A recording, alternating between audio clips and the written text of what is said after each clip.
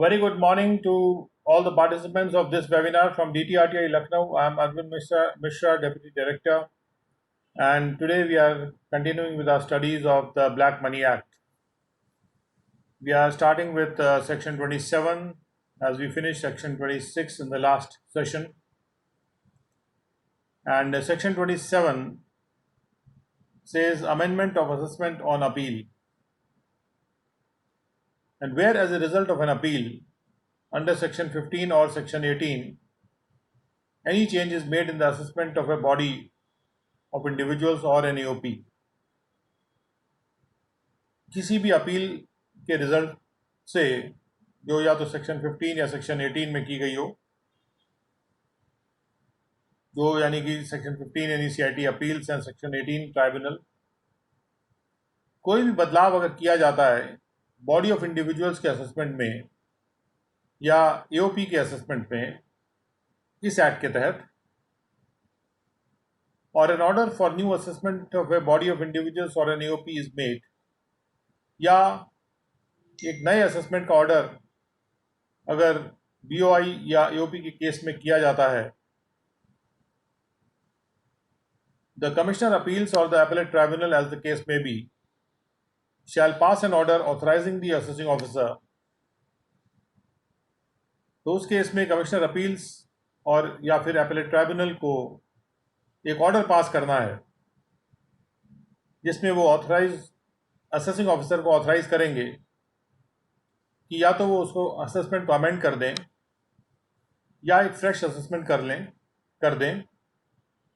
किसी भी मेंबर पे, उस बॉडी या एसोसिएशन पे।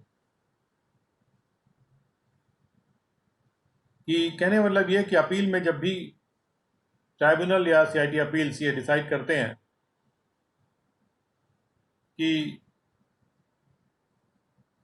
बॉडी ऑफ इंडिविजुअल्स या AOP के असेसमेंट में कोई चेंज है, तो उनको ऑथराइज करना है असेसिंग ऑफिसर को कि जो भी असेसिंग ऑफिसर ने असेसमेंट किया था उसमें अमेंडमेंट कर दें या फिर फ्रेश असेसमेंट कर दें, जैसा भी केस हो, किसी भी मेंबर पे, उस बॉडी या एसोसिएशन के। क्योंकि जब किसी AOP या BOI के असेसमेंट में बदलाव आ रहा है, जो ब्लैक मनी एक्ट के तहत असेसमेंट किया जा रहा है अनडिस्क्लोज फॉरेन इनकम या एसेट का, तो उसका असर उसके मेंबर पे भी आना चाहिए और इसके लिए एक ऑथराइजेशन इशू करना होगा ट्राइब्यूनल या CIT अपील्स को कि मेंबर का असेसमेंट भी वो या तो अमेंड कर दें या नया बना दें अगर पहले नहीं बनाया,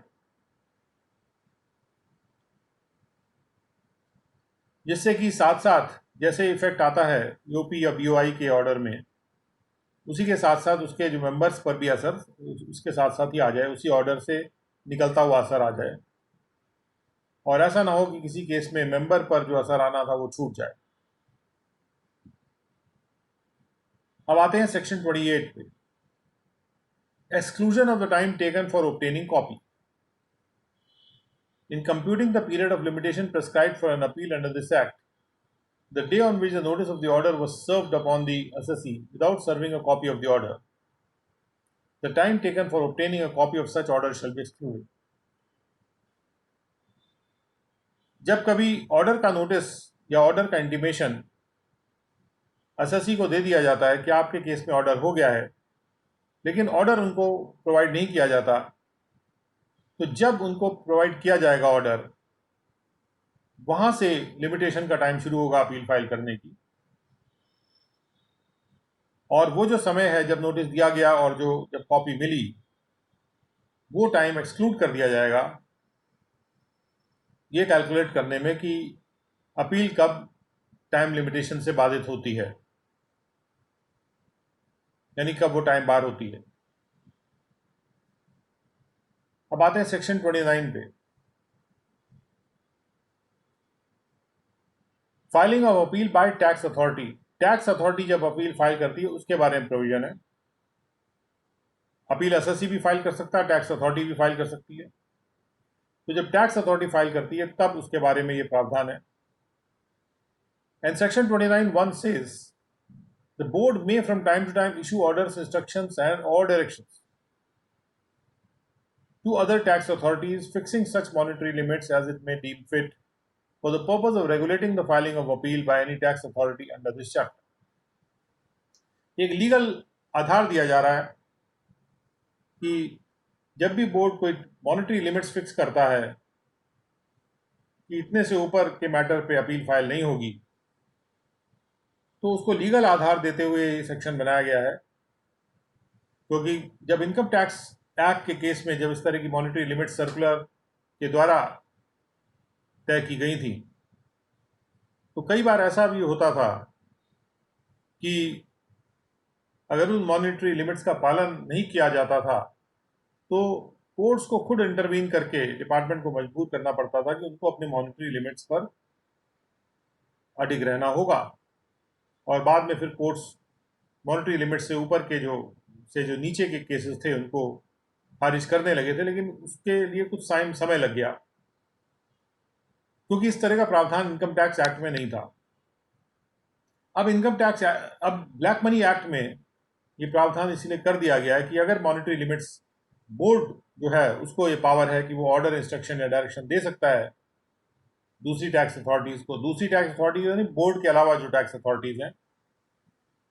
और उसमें वो फिक्स कर सकता है ऐसी मॉनेटरी लिमिट्स जो वो फिट समझता है, फिट मानता है फाइलिंग और अपील को रेगुलेट करने के लिए कि बहुत ज़्यादा फर्जी अपीलें नहीं होनी चाहिए, और इसके लिए वो ऑर्डर, इंस्ट्रक्शन या डायरेक्शन बोर्ड इशू कर सकता है। और ये लीगल बेसिस इसलिए आ रहा है क्योंकि एक्ट में से ही ये पावर बोर्ड अब जब प्राप्त कर रहा है तो बोर्ड के द्वारा प्राप्त किए गए इस पावर को एक स्पेसिफिक पावर के रूप में दिया जा रहा है बोर्ड को,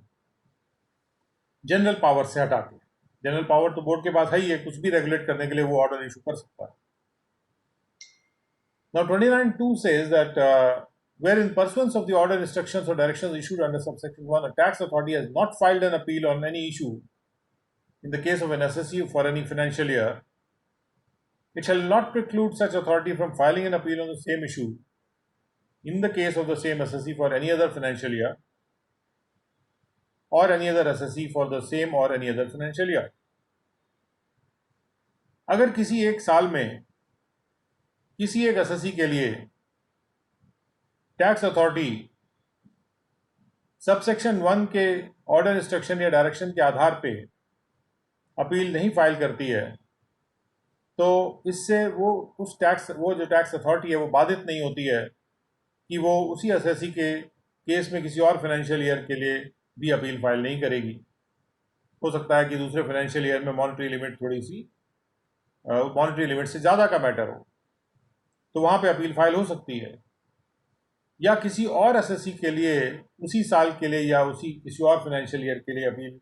नहीं फाइल होगी, ऐसा भी बाधित उससे नहीं होता है। Now 29(3) says that notwithstanding that no appeal has been filed by a tax authority pursuant to the orders or instructions or directions issued under subsection 1, it shall not be lawful for an assessee, being a party in any appeal, to contend that the tax authority has acquiesced in the decision on the disputed issue by not filing an appeal in any case. अगर किसी case में tax authority इस वजह से appeal file नहीं करती है क्योंकि ये जो मॉनेटरी लिमिट का जो ऑर्डर, इंस्ट्रक्शन या डायरेक्शन इशू किया गया है बोर्ड के द्वारा, उसके वजह से वो फाइल नहीं करती है, तो उसको नज़रअंदाज करते हुए असेसी के लिए ये लॉफुल नहीं होगा अगर वो किसी भी अपील में पार्टी है कि वो ये दलील दे कि टैक्स अथॉरिटी ने जो मामला डिस्प्यूट का था वो मेरा मान लिया है और उसने फाइल नहीं की अपील। इसका मतलब टैक्स अथॉरिटी मेरे व्यू से एग्रीमेंट रख रही है और टैक्स अथॉरिटी डिस्प्यूट नहीं कर रही है मैटर को। इस तरह की दलील असेसी नहीं दे सकते हैं, क्योंकि अपील इसलिए नहीं फाइल की गई थी क्योंकि वो मॉनेटरी लिमिट से नीचे का था, और इसलिए ऐसा मैटर नहीं था कि इसलिए फाइल नहीं की गई हो कि भाई वो जो डिस्प्यूट है वो एक्सेप्ट कर लिया हो डिपार्टमेंट ने। तो डिपार्टमेंट जो है किसी और केस में या उसी असेसी के लिए दूसरे फाइनेंशियल ईयर में उसी मैटर पे अपील फाइल कर सकता है। 29(4). The appellate tribunal hearing such appeal shall have regard to the orders, instructions or directions issued under subsection 1. जो भी appellate tribunal अपील हियर कर रहा होगा इस प्रकार की, वो ध्यान देगा इन ऑर्डर, इंस्ट्रक्शंस और डायरेक्शंस पे जो सबसेक्शन 1 में इशू किए गए होंगे, जो मॉनिटरी लिमिट्स के बारे में होंगे for filing appeals, and the circumstances under which such appeal was filed or not filed in respect of any case, और किन सर्कमस्टांसेस में, किन परिस्थितियों में उस केस में अपील फाइल की गई थी या नहीं फाइल की गई थी, उसका एपलेट ट्राइब्यूनल ध्यान रखेंगे। मतलब एपलेट ट्राइब्यूनल को इस निष्कर्ष में नहीं पहुंचाना है कि डिपार्टमेंट ने अगर अपील नहीं फाइल की तो इस वजह से नहीं फाइल की कि उसने मैटर को एक्सेप्ट कर लिया, not at all. Appellate tribunal को क्लियर कट डायरेक्शन यहाँ पे लॉ के द्वारा दिया जा रहा है कि वो बोर्ड के हर ऑर्डर, इंस्ट्रक्शंस और डायरेक्शंस को रिगार्ड करते हुए, उसको मानते हुए, किन सर्कमस्टांसेस में फाइल नहीं की गई अपील उस पर नज़र रखेंगे। अगर किसी मैटर में फाइल नहीं होती अपील, सबसे पहले अपीलेट ट्राइब्यूनल को ये सोचना है कि वो मॉनिटरी लिमिट से नीचे तो नहीं है।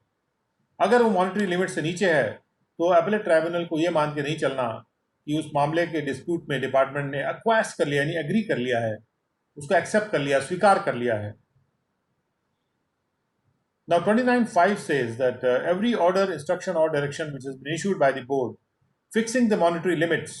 for filing an appeal shall be deemed to have been issued under subsection 1, and the provisions of subsection 2, 3 and 4 shall apply accordingly. Board अगर कोई भी ऑर्डर या इंस्ट्रक्शन या डायरेक्शन इशू करता है मॉनिटरी लिमिट्स फिक्स करते हुए, अपील फाइल करते हुए, तो बोर्ड का कोई भी अगर ऑर्डर जो फाइल किया गया है वो ये मान लिया जाएगा उसके बारे में कि वो सब सेक्शन 1 में फाइल किया गया है और उस केस में सब सेक्शन 2, 3, 4 भी अप्लाई कर जाएंगे। And I really wish that there is a provision like that in the Income Tax Act also, so that would make things absolutely clear over there also. जो चीज़ें circular के द्वारा तय की गई थी इनकम टैक्स एक्ट में, वो चीज़ें प्रावधान के तहत लाई गई हैं। अब चलते हैं सेक्शन 30। अब टैक्स ड्यूज की डिमांड आ गई, उसकी रिकवरी की बात आती है। Recovery of the tax dues by the assessing officer, any amount which is specified as payable in a notice of demand, कोई भी राशि जिसको कि पेबल घोषित किया गया है, लिखा गया है, स्पेसिफिकली स्पेसिफाई किया गया है नोटिस ऑफ डिमांड में, जो कि सेक्शन 13 में इशू होता है, वो पे कर दिया जाएगा within a period of 30 days, shall be paid within a period of 30 days of the service of the notice की सर्विस से to the credit of the central government, और इसको सेंट्रल गवर्नमेंट के क्रेडिट पे करना होगा in such manner as may be prescribed, prescribed manner में, यानी रूल्स के अनुसार जो भी तरीका है उसके अनुसार उसको पे करना होगा 30 दिन के अंतर्गत। और 32 में कहा जा रहा है whether the assessing officer has any reason to believe, अगर एसएससी के पास विश्वास करने का कारण है कि it will be detrimental to the interest of the revenue,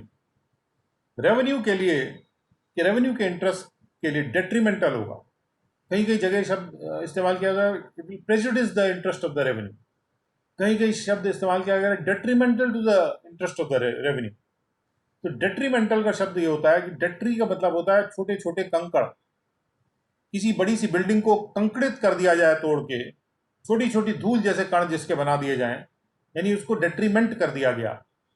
पूरी तरह से दूषित कर दिया गया, इसको कहते हैं धूरित कर दिया गया। तो अगर रेवेन्यू का इंटरेस्ट धूरित हो जाता है, अगर रेवेन्यू का इंटरेस्ट टूट टाट के खत्म हो जाता है, ये खत्म हो जाएगा, ऐसा विश्वास का कारण अगर असेसिंग ऑफिसर के पास है, प्रेजुडिस का मतलब प्रतिकूलता प्रदान करना,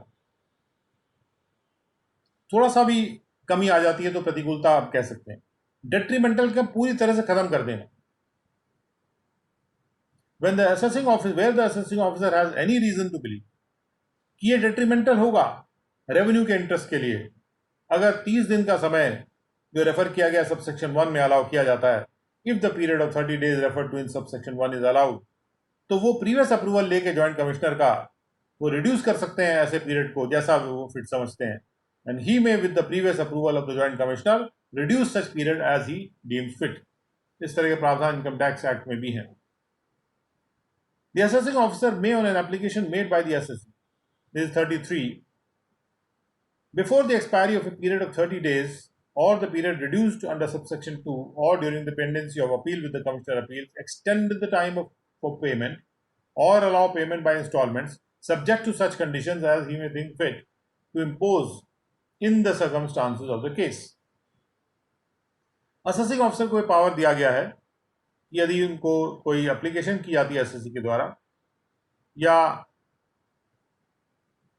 एप्लीकेशन की जाती है एसएससी के द्वारा, तो 30 दिन के एक्सपायर होने से पहले या जो रिड्यूस पीरियड है उसके एक्सपायर होने से पहले, या फिर अगर अपील फाइल कर दी गई है तो सीआईटी अपील्स के सामने जो अपील फाइल्ड है, कमिश्नर के सामने, कमिश्नर अपील्स के सामने जो अपील फाइल्ड है उसके पेंडेंसी के दौरान ये जो पेमेंट करने का समय है असेसिंग ऑफिसर एक्सटेंड कर सकते हैं, बढ़ा सकते हैं, या पेमेंट को इंस्टॉलमेंट से भी अलाउ कर सकते हैं, ऐसी शर्तों के अधीन जो जिसको वो फिट समझते हैं इम्पोज करना केस के परिस्थितियों में, in the circumstances of the case. An assessee shall be deemed to be an assessee in default if the tax arrear is not paid within the time allowed. assessee को defaulter assessee माना जाएगा, assessee in default मान लिया जाएगा यदि जो tax arrear है वो पे नहीं किया जाता टाइम जो अलाउ किया गया उसके अधीन, उसके विदिन सबसेक्शन 1 में, या फिर जो भी रिड्यूस पीरियड है उसके विदिन अंडर सबसेक्शन 2, या जो भी extended period under subsection 3 as the case में भी. अगर तब तक असेसी पेमेंट नहीं करता तो असेसी को deem to be assessee in default मान लिया जाएगा, यानी असेसी को असेसी इन डिफॉल्ट मान लिया जाएगा. And where an assessee defaults in paying any one of the instalments, अगर इंस्टॉलमेंट्स दिया गया है तो असेसी अगर एक भी इंस्टॉलमेंट पे करने में डिफॉल्ट कर जाता है जो भी समय फिक्स किया गया हो with in the time fixed under subsection 3, तो उसे मान लिया जाएगा असेसी इन डिफॉल्ट पूरी राशि के लिए जो उस वक्त आउटस्टैंडिंग होगी. He shall be deemed to be an assessee in default in respect of the whole of the then outstanding, तब जो आउटस्टैंडिंग यानी तब जो बची हुई है राशि पेमेंट करने के लिए, उसके संबंध में उसको, उसके संदर्भ में उसको असेसी इन डिफॉल्ट मान लिया जाएगा उस पूरी राशि के संदर्भ में. मतलब एक इंस्टॉलमेंट का उसने भले पेमेंट नहीं किया टाइम से वो भी, तो पूरी राशि उसकी देय हो जाएगी और अब कोई इंस्टॉलमेंट उसके नहीं रह जाएंगे. The assessing officer may, in a case where no certificate has been drawn up under section 31 by the TRO, TRO के प्रावधान 31 में है, और यदि TRO ने सर्टिफिकेट ड्रॉ नहीं किया है तो असेसिंग ऑफिसर रिकवर कर सकते हैं उस अमाउंट को जिसके रिस्पेक्ट में असेसी डिफॉल्ट में है. असेसी इज इन डिफॉल्ट और is deemed to be in default, या मान लिया गया है उनको डिफॉल्ट है, बाय एनी वन और मोर ऑफ द मोड्स, कोई भी तरीके जो दिए गए हैं उनमें से एक तरीका या ज़्यादा तरीके जो भी प्रोवाइडेड हैं सेक्शन 32 में, उन तरीकों से वो कलेक्ट कर सकते हैं, रिकवर कर सकते हैं डिमांड को. Section 32 is like section 226 of the income tax act. Now the tax recovery officer shall be vested with the powers to recover the tax arrear on drawing up a statement of tax area under section 31. TRO के पास ये power wasted है कि वो tax arrear को recover कर सकते हैं स्टेटमेंट ड्रॉ करने के उपरांत जो सेक्शन 31 में वो ड्रॉ करते हैं. अब इसीलिए सेक्शन 31 पे आते हैं. TRO ड्रॉ कर सकते हैं अपने खुद के सिग्नेचर में एक स्टेटमेंट ऑफ टैक्स एरियर्स किसी भी एसएससी का जिसका रेफरेंस सबसेक्शन 4 में किया जा रहा है या सबसेक्शन 5 में किया जा रहा है सेक्शन 30 के. और ये जो स्टेटमेंट है ये ऐसे रूप में होगा जैसा कि प्रेस्क्राइब्ड रूप होगा, और ऐसे स्टेटमेंट को हम सर्टिफिकेट कहेंगे. इसके बाद फिर इस चैप्टर में इसके बाद इसका वर्णन सर्टिफिकेट के रूप में करेंगे. तो सबसे पहले तो टैक्स रिकवरी ऑफिसर को अपने सिग्नेचर में एक स्टेटमेंट ड्रॉ करना है जो भी assessee deem to be in default है या असेसी इन डिफॉल्ट है उसके संदर्भ में, और इसको सर्टिफिकेट हम कहेंगे. The certificate under subsection 1 shall stand amended from time to time, consequent to any proceeding under this act, and the tax recovery officer shall recover the amount so modified. और ये जो सर्टिफिकेट है ये amend कर दिया जाएगा जैसे जैसे प्रोसीडिंग होती आती है इस एक्ट में। जैसे कि किसी प्रोसीडिंग में मान लीजिए डिमांड बढ़ा दी गई, एनहांस कर दी गई, किसी केस में डिमांड अपील में कम कर दी गई, तो जैसा जैसा होता जाएगा ये जो सर्टिफिकेट के में जो राशि है ये अमेंड होती रहेगी। और टैक्स ऑफिसर जो है, टैक्स रिकवरी ऑफिसर, वो जो भी मॉडिफाइड अमाउंट है उसको रिकवर करेंगे। यानी शैल स्टैंड अमेंडेड का मतलब ये कि सर्टिफिकेट अमेंडेड माना जाएगा। इसके लिए अगर अलग से ऑर्डर नहीं भी करते हैं टीआरओ, अगर अलग से मॉडिफाइड सर्टिफिकेट नहीं भी जारी करते हैं, तो भी जो सर्टिफिकेट है ये अमेंडेड स्टैंड करेगा, यानी वो मान ही लिया जाएगा कि वो अमेंडेड है। Consequent to any proceeding. Now the tax recovery officer may rectify. Proceeding कुछ भी हो सकते हैं, रेक्टिफिकेशन के द्वारा भी अगर मान ली डिमांड कम कर दी गई तो उस केस में भी स्टैंड अमेंडेड वर्ड क्यों यूज़ किए गए, मतलब क्योंकि टैक्स रिकवरी ऑफिसर की टेबल अलग होती है, वो अलग बैठते हैं। कभी हो सकता है असेसिंग ऑफिसर ने कोई डिमांड जो है वो ख़त्म कर दी ड्यू टू एनी रेक्टिफिकेशन या कम कर दी, और टीआरओ के पास वो अगर सूचना नहीं आती है किसी वजह से, तो असेसी ये बात टीआरओ के नोटिस में ला सकते हैं कि वो उतनी ही राशि कलेक्ट करेंगे जितना अमेंडेड राशि है। सो देयरफॉर अगर टीआरओ ने कोई अपना सर्टिफिकेट को अमेंड नहीं भी किया तो उनका सर्टिफिकेट अमेंडेड माना जाएगा। The tax recovery officer may rectify any mistake which is apparent from record. कोई भी मिस्टेक अगर रिकॉर्ड पे आती है, अपैरेंट है, रिकॉर्ड से साफ दिख रही है, रिकॉर्ड से प्रत्यक्ष है, रिकॉर्ड से, उसका रेक्टिफिकेशन, उसकी करेक्शन टैक्स रिकवरी ऑफिसर भी कर सकते हैं अपने खुद के मिस्टेक का जो अपैरेंट फ्रॉम रिकॉर्ड है। और जो tax recovery officer shall have the power to extend the time for payment. TRO के पास ये भी पावर होगा कि वो पेमेंट का टाइम एक्सटेंड करें और अलाउ पेमेंट बाय इंस्टॉलमेंट्स, या इंस्टॉलमेंट में अलाउ करें, subject to such conditions as he may think fit to impose. और ऐसे कंडीशंस के अधीन, ऐसे शर्तों के अधीन जो वो फिट समझते हैं इम्पोज करना। The tax recovery officer shall proceed to recover from the assessee the amount specified। और उसके बाद द टैक्स रिकवरी ऑफिसर के पास ये पावर है कि वो उसको अमाउंट को रिकवर कर सकते हैं जो स्पेसिफाइड है सर्टिफिकेट में, किन्हीं भी मोड से जो सेक्शन 32 में लिखे हुए हैं या फिर सेकंड शेड्यूल में लिखे हुए हैं। सेकंड शेड्यूल के पावर्स एक्सक्लूसिवली जो है वो टीआरओ के पास है। It shall not be open to the assessee to dispute the correctness of any certificate. Assessee के लिए ओपन नहीं होगा कि वो किसी सर्टिफिकेट के करेक्टनेस को डिस्प्यूट करें, which is drawn up by the TRO on any ground whatsoever. किसी भी ग्राउंड पे नहीं कर सकते हैं वो डिस्प्यूट, यानी कि वो अपील में नहीं जा सकते हैं उस सर्टिफिकेट के खिलाफ। But it shall be lawful for the TRO to cancel the certificate if for any reason he thinks it necessary so to do. लेकिन लॉफुल होगा टीआरओ के लिए कि वो खुद कैंसिल कर दें उस सर्टिफिकेट को किन्हीं भी कारणों से जो वो समझते हैं कि जरूरी है करना, जिसके कारण से। तो सेक्शन 32 में जो वन और मोर मोड्स दिए हुए हैं उससे वो रिकवर कर सकते हैं, या सेकेंड शेड्यूल के हिसाब से भी वो रिकवर कर सकते हैं। नाउ लेट अस सी कि व्हाट डज सेक्शन 32 से। Now section 32 talks about modes of recovery of the tax dues. The assessing officer or the TRO may require the employer of the assessee to deduct from any payment to the assessee such amount as is sufficient to meet the tax arrear from the assessee। AO या TRO employer के लिए जरूरी कर सकते हैं कि वो उस राशि को कम कर लें, डिडक्ट कर लें। डिडक्ट करना मतलब काट लेके अलग रख लेना उस पेमेंट में से जो वो assessee को करेंगे, जो पर्याप्त है टैक्स एरियर को मीट करने के लिए। ये काम एओ और टीआरओ दोनों कर सकते हैं।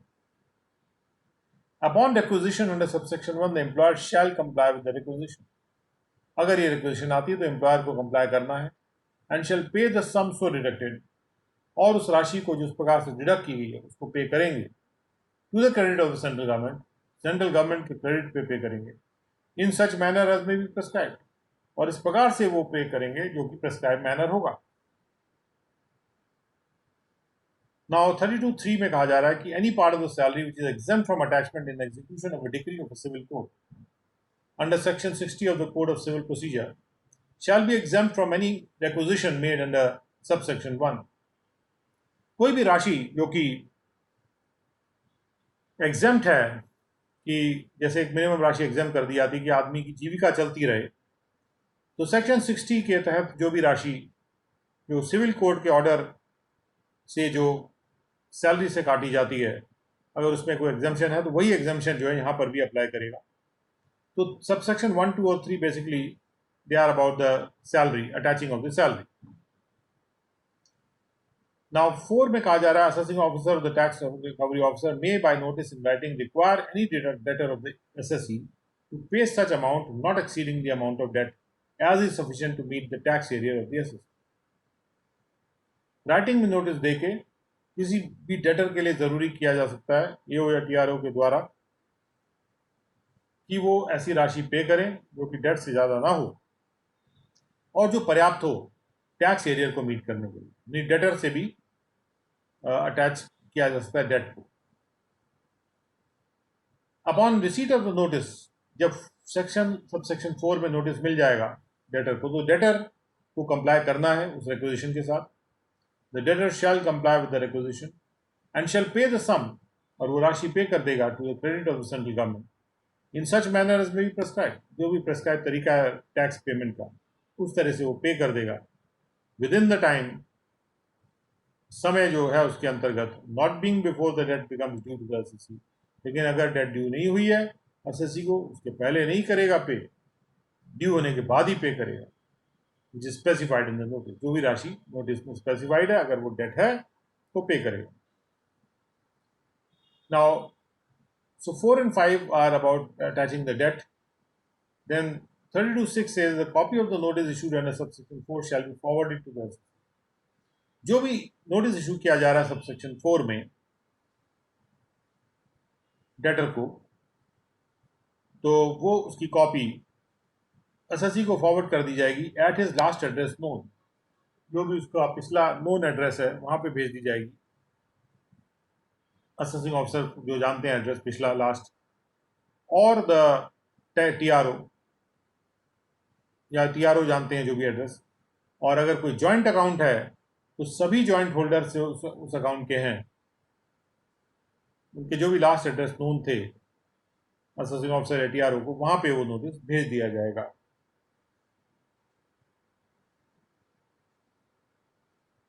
उसके बाद 32(7) में कहा जा रहा है कि it shall not be necessary for any passbook, deposit, receipt, policy, or any document to be produced for the purpose of any entry, endorsement, or the like,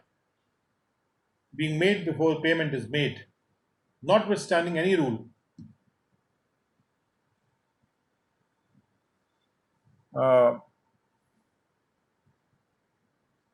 practice or requirement to the contrary, if the notice under subsection 4 is issued to a post office, banking company, insurer, or any other person.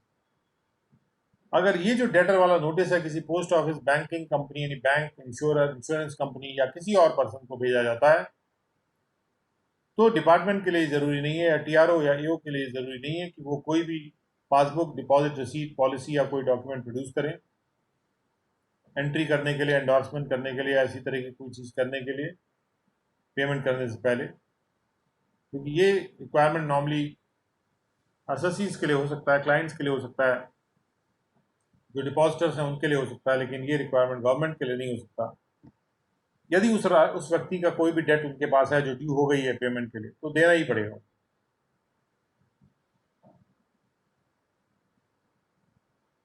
और जब हम कहते हैं कि due है, तो इसका मतलब ये नहीं है कि अगर कोई फिक्स डिपॉजिट है तो वो ड्यू नहीं माना जाएगा. फिक्स डिपॉजिट है तो वो ड्यू है ही है, क्योंकि वो किसी भी टाइम वो लिया जा सकता है पैसा वापस. उसके बाद 32(8) है any claim in respect of any property in relation to which notice under subsection 4 has been issued. अगर प्रॉपर्टी के रिस्पेक्ट में कोई क्लेम है जिसके रिलेशन में सबसेक्शन 4 का यानी डेटर वाला जो अटैचमेंट का नोटिस इशू किया गया है, arising after the date of the notice, और ये क्लेम नोटिस के बाद अराइज कर रही है, मान लीजिए कि प्रॉपर्टी में से अगर कोई प्रॉपर्टी है और वो एक डेट के रूप में है किसी के पास, और उस प्रॉपर्टी के रिस्पेक्ट में कोई क्लेम आ जाती है नोटिस देने के बाद, तो वो क्लेम वॉइड होगा, shall be void as against any demand contain in the notice. जो भी नोटिस में डिमांड है वो उसको उसकी प्राथमिकता पहले है, और कोई और अगर क्लेम आती है उस प्रॉपर्टी के संदर्भ में, यानी कोई दावा करता है प्रॉपर्टी मेरी है, तो वो क्लेम रद्द मानी जाएगी, it shall be void and demand shall have to be paid. अगर वो जो डिमांड आ रही है या जो भी क्लेम आ रहा है वो नोटिस के इशू करने के डेट के बाद अराइज हो रहा है। 32(9) A person to whom a notice under subsection 4 has been issued shall not be required to pay the amount of tax area specified therein or part thereof if he objects to it by a statement or oath। जिसको notice दिया गया subsection 4 में, अगर वो एक statement on oath, शपथ लेके statement देता है और उस स्टेटमेंट के द्वारा वो ऑब्जेक्शन करता है कि जो राशि डिमांड की गई है या उसका पार्ट जो डिमांड किया गया है वो ड्यू नहीं है एसएससी के को, या वो होल्ड नहीं करता किसी तरह के पैसे को, और that he does not hold any money उस एसएससी के लिए या उसके अकाउंट में, एसएससी के वजह से या अकाउंट पे, उसके अकाउंट पे कोई मनी होल्ड नहीं कर रहा, तो अगर वो इस तरह का ऑब्जेक्शन करता है, स्टेटमेंट ऑन ओथ करके करता है, तब वो उसके लिए ज़रूरी नहीं होगा कि वो टैक्स एरियर को पे करे। लेकिन जो पर्सन ऐसा है जो स्टेटमेंट ऑन ओथ देता है, वो पर्सनली लायबल हो जाएगा असेसिंग ऑफिसर के लिए या टैक्स रिकवरी ऑफिसर के लिए, एज केस में भी उस हद तक जो उसकी अपनी लायबिलिटी है एसएससी की ओर on the date of the notice. अगर उसकी लायबिलिटी थी और उसने गलत स्टेटमेंट दे दिया, और to the extent of liability of the assessee for any sum due under this act, या उस हद तक जो लायबिलिटी थी एसएससी की किसी भी राशि की जो इस एक्ट में ड्यू है एसएससी की तरफ से पेमेंट करने के लिए, विच एवर इज लेस, अगर वो कम है राशि, तो अगर उसकी लायबिलिटी एसएससी की तरफ कम है तो उससे वो कम हो जाएगा अमाउंट। अगर एसएससी की ही लायबिलिटी कम हो गई है तो वहां से भी कम हो जाएगा। अगर ये डिस्कवर किया जाता है, if it is discovered that the statement made by him was falls in any respect, किसी भी प्रकार से अगर वो स्टेटमेंट फॉल्स था इन एनी रिस्पेक्ट, यानी कोई भी रिस्पेक्ट, किसी भी रिस्पेक्ट में, कोई जरूरी नहीं कि वो राशि के रिस्पेक्ट में, अगर किसी भी रिस्पेक्ट में वो स्टेटमेंट गलत पाया जाता है, तो उस केस में वो जो डेटर है he will be personally liable to the assessing officer or to the TRO for the liability. और जो उसके बाद है 32(11), the AO or the TRO may amend or revoke any notice issued under subsection 4। तो AO या TRO जो भी notice subsection 4 में दिया गया डेटर के अटैचमेंट की, डेट के अटैचमेंट के लिए, उसको अमेंड या रिवोक कर सकते हैं या उसका टाइम बढ़ा सकते हैं for making any payment in pursuance of such notice. तो 4 से लेकर 11 तक सब डेट के रिलेशन के प्रावधान है। उसके बाद आते हैं सबसेक्शन 12 पे। 32(12) says the assessing officer or the tax recovery officer shall grant a receipt for any amount paid in compliance with the notice। कोई भी राशि जो कि पे की गई है उसकी रसीद देना है या टीआरओ को, और and the person so paying, और जिस पर्सन ने इसका पेमेंट किया है वो फुली डिस्चार्ज होगा उस लायबिलिटी से। अब उसको वो लायबिलिटी एसएससी को नहीं देनी है। He shall be fully discharge from his liability to the assessee to the extent of the amount so paid, उस हद तक जिस हद तक उसने जो अमाउंट है वो पे किया है। Any person discharging any liability to the assessee after receipt of a notice, notice को रिसीव करने के बाद अगर कोई डेटर उस लायबिलिटी को डिस्चार्ज कर देता है, यानी पेमेंट एसएससी को कर देता है डिपार्टमेंट की जगह, तो in to that extent shall be personally liable to the assessing officer or the TRO to the extent of his own liability so discharge। जो भी उसने अपनी लायबिलिटी एसएससी की तरफ डिस्चार्ज कर दी उसके लिए वो पर्सनली जिम्मेदार होगा असेसिंग ऑफिसर की ओर, या जो भी एसएससी की लायबिलिटी है जो भी कम है उसमें से राशि उस हद तक के लिए वो पर्सनली जिम्मेदार हो जाएगा। तो पर्सनली वो कब जिम्मेदार हो जाता है? या तो स्टेटमेंट ऑन ओथ झूठा दे देता है, या फिर वो पेमेंट ही एसएससी को कर देता है। The debtor to whom a notice under subsection 4 is sent, जिस डेटर को ये सबसेक्शन 4 का नोटिस, अभी भी वही डेट वाला मामला चल रहा है, the debtor to whom this notice is sent shall be deemed to be an assessee in default. The debtor shall be deemed to be an assessee in default. Debtor को मान लिया जाएगा कि वो डिफॉल्टर है। If he fails to make such payment, अगर वो उस पेमेंट को करने में फेल हो जाता है, और फर्दर प्रोसीडिंग इनिशिएट की जा सकती हैं उसके खिलाफ, उस एरियर को रियलाइज करने के लिए, उस एरियर को प्राप्त करने के लिए, उस तरीके से जो कि प्रोवाइडेड है इस सेक्शन में ही और सेकेंड शेड्यूल में। जो भी तरीका सेकेंड शेड्यूल में और इस सेक्शन में प्रोवाइडेड है, उन तरीकों से वो राशि उससे रिकवर की जा सकती है उस डेटर से, जब उसको हम मान लेंगे एसएससी डिफॉल्ट, अगर वो उस राशि का पेमेंट नहीं करेगा तो। If he fails to make such payment, यानी जो भी टाइम ईओ या टीआरओ ने उसको दिया है जब तक उसको पेमेंट करना है, अगर उस टाइम तक वो पेमेंट नहीं करता, then he shall be personally liable to pay, and therefore the amount can be recovered from him directly by the AO or the TRO using the provisions of this section 32 and the provisions of second schedule also. Now the second schedule is open to only TRO and therefore not to the AO. Now 32(15) says that the AO or the TRO may apply to the court in whose custody there is money belonging to the assessee. अगर SSC का कोई पैसा किसी court की custody में है तो एओ और टीआर या टीआरओ कोर्ट को एप्लीकेशन कर सकते हैं फॉर पेमेंट टू हिम, कि उनको पे कर दें और the entire amount of such money, पूरा अमाउंट पे कर दें, और if it is more than tax arrear, अगर वो राशि और ज़्यादा है टैक्स एरियर से, तो जो भी राशि सफिशेंट है, जो पर्याप्त है टैक्स एरियर को मीट करने के लिए, उतना पेमेंट कर दें। उसके लिए एओ या टीआरओ अप्लाई करेंगे। This is application to the court, not a order or direction to the court. The 32(16) says the AO or the TRO shall effect the recovery of any tax area in the same manner as attachment, restraint, and sale of any movable property under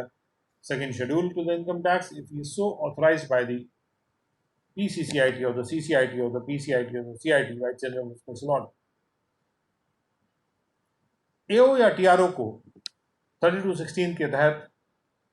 recovery को effect करने के लिए tax arrear की authorisation चाहिए है। In the same manner effect the recovery of any tax arrear in the same manner, जैसे कि attachment, distant और मूवेबल प्रॉपर्टी का जो सेल है वो सेकेंड शेड्यूल में लिखा हुआ है। तो इसके लिए अगर मूवेबल प्रॉपर्टी से कुछ अटैचमेंट कराना है तो, या डिस्टेंट करना है या सेल करना है, तो उसके लिए अप्रूवल की ज़रूरत होगी सीआईटी एंड अबव ऑफिसर की। और ये कार्य जो है तो उस केस में, मूवेबल प्रॉपर्टी के केस में, असेसिंग ऑफिसर भी कर सकते हैं, क्योंकि यहाँ पर 32(16) में असेसिंग ऑफिसर को भी ये पावर यहाँ पे दिया गया है कि वो टैक्स एरियर को इफेक्ट कर सकते हैं मूवेबल प्रॉपर्टी को सेकेंड शेड्यूल के तहत अटैच, डिस्टेंट या सेल करके। यानी मूवेबल प्रॉपर्टी के संदर्भ में पावर एओ के पास भी है और ये पावर टीआरओ के पास भी है। तो समकक्ष पावर है यहाँ पे एओ या टीआरओ को मूवेबल प्रॉपर्टी को अटैच करने के संदर्भ में। 32(17) says that in this section debtor in relation to an assessee means any person, अब debtor को वर्ड को डिफाइन किया जा रहा है, any person from whom any money is due or may become due to the assessee, जो due है या ड्यू होगा assessee से पैसा किसी भी पर्सन से, वो है debtor. Any person who holds or may hold subsequently, यानी बाद में, any money or on account of the assessee, कोई भी पैसा जो assessee के लिए for assessee और on his account, अगर कोई पैसा वो होल्ड कर रहा है या होल्ड करेगा, या इसी तरह से जो होल्ड कर रहा है या बाद में होल्ड करेगा कोई पैसा for on account of the SSC, वो जॉइंटली होल्ड कर रहा है किसी और पर्सन के साथ, तो भी वो डेटर है। And shares of the joint holders shall be presumed until the contrary is proved to be equal. ये मान लिया जाएगा कि जो शेयर्स हैं वो इक्वल हैं जब तक कि उसका विपरीत प्रूव नहीं हो जाता। पे presumption है equality का, where contrary is not true unless the contrary is proved. So we come to the end of section 32, and now we come to the next section, which is 33. Section 33 says the tax recovery officer by whom recovery of the tax due is to be effective. जिस TRO के द्वारा, ये कौन से TRO हैं और वो कैसे इसको रिकवर करेंगे? द टीआरओ जो जिनको ड्यूज वो रिकवर करना है, उनके बारे में ये प्रावधान है. तो section 33(1) says the TRO who is competent to take action under section 31 shall be the TRO within whose. ये कॉम्पिटेंसी कैसे आ रही है? ये वो टीआरओ होने चाहिए जिनके ज्यूरिसडिक्शन में एसएससी या तो बिजनेस कर रहा है, या एसएससी के बिजनेस की प्रिंसिपल बेस उसके ज्यूरिसडिक्शन में, टेरिटोरियल ज्यूरिसडिक्शन में सिचुएटेड है, या वो एसएससी रहता है उनके ज्यूरिसडिक्शन में, या फिर कोई मूवेबल या मूवेबल प्रॉपर्टी है एसएससी की जो सिचुएटेड है उनके ज्यूरिसडिक्शन में. The TRO may send a certificate in such manner as may be prescribe manner में टीआरओ सर्टिफिकेट भेज सकते हैं, स्पेसिफाई करते हुए कितना टैक्स एरिया रिकवर किया जाना है, और ये दूसरे टीआरओ को भी भेज सकते हैं जिनके ज्यूरिसडिक्शन में एसएससी रह रहा है या उसके पास प्रॉपर्टी है जिनके ज्यूरिसडिक्शन में. यदि पहले वाले जो टीआरओ हैं वो रिकवर नहीं कर पा रहे हैं पूरी डिमांड को प्रॉपर्टी के सेल से, चाहे मूवेबल हो चाहे मूवेबल हो, अपने ज्यूरिसडिक्शन के, या फिर वो इस ओपिनियन के हैं कि इस रिकवरी को एक्सपेडाइट करने के लिए या सुनिश्चित करने के लिए जो रिकवरी है पूरे राशि की, पार्ट ऑफ द राशि की, उसको एक्सपेडाइट या सिक्योर करने के लिए ज़रूरी है कि वो ऐसा करें, तो वो ये ऐसा सर्टिफिकेट भेजना ज़रूरी है उनके लिए, तो वो उसको भेज सकते हैं, एक्सपेडाइट करने के लिए भेज सकते हैं. तो इसलिए जल्दी इससे रिकवर हो जाए डिमांड. और जो दूसरे टैक्स रिकवरी ऑफिसर हैं जिनके पास सर्टिफिकेट जा रहा है, जब उनको प्राप्त होता है वो सर्टिफिकेट, तो वो ज्यूरिसडिक्शन अज्यूम कर लेंगे, वो मान लेंगे कि उनको ज्यूरिसडिक्शन मिल गया उस टैक्स एरिया को रिकवर करने के लिए जो स्पेसिफाइड है उस इंटीमेशन, उस सर्टिफिकेट में, और उसके बाद वो प्रोसीड करेंगे और उसको अमाउंट को रिकवर करेंगे इस चैप्टर के प्रावधानों के अनुसार.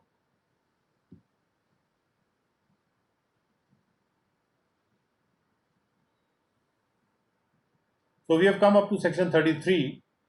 and with that we are ending today's session, and we continue